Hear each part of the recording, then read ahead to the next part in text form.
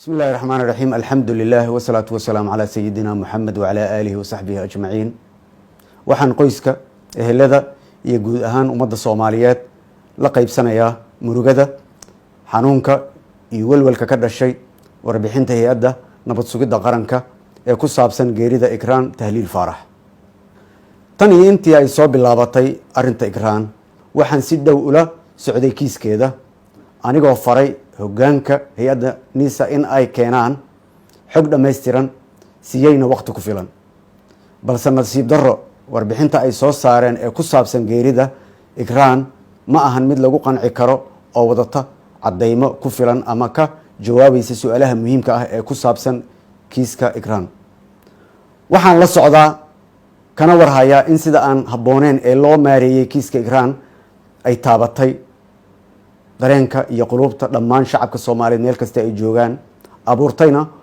caro iyo falcelin keentay in la afduubo muwaadiniin Soomaaliyeed oo aan wax lug ah ku lahayn arrinkan haddaba aniga oo ka duulaya arrinkan waxa ummadda Soomaaliyeed u cadeynaya in xukuumadda federaalka Soomaaliya uu waajib dastuuri ah ka saaran yahay ilaalinta xuquuqda aasaasiga ah ee muwaadinka Soomaaliyeed ee ku cad qodobada 10aad 15aad 33aad ee dastuurka kumeel gaarka ah ee Jamhuuriyadda Federaalka Soomaaliya haddaba anigoo ka jawaabaya cabashooyinka qoyska Ikraan iyo dhammaan shacabka Soomaaliyeed meel kasta ay joogaan tixgelinaya duruufaha uu dalka ku jiro iyo mas'uuliyadda isaaran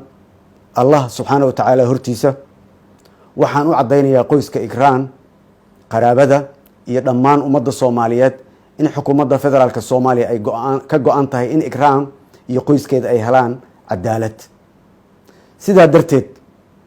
waxaan farayaa agaasimaha hay'adda nabad sugidda qaranka inuu muddo 48 saacadood gudaheeda ah uu ku soo gudbiyo warbixin dhameystiran ee ku saabsan kiiska Ikraan Tahliil Faarax waxaan shacabka la socodsiinayaa in marka ay soo dhameystiranto xogta aan u baahanahay aan ka qaadan doono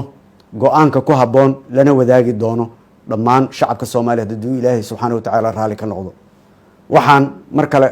shacabka Soomaaliyeed ugu baaqayaa in ay muujiyaan deganaan mas'uuliyad iyo isku duubni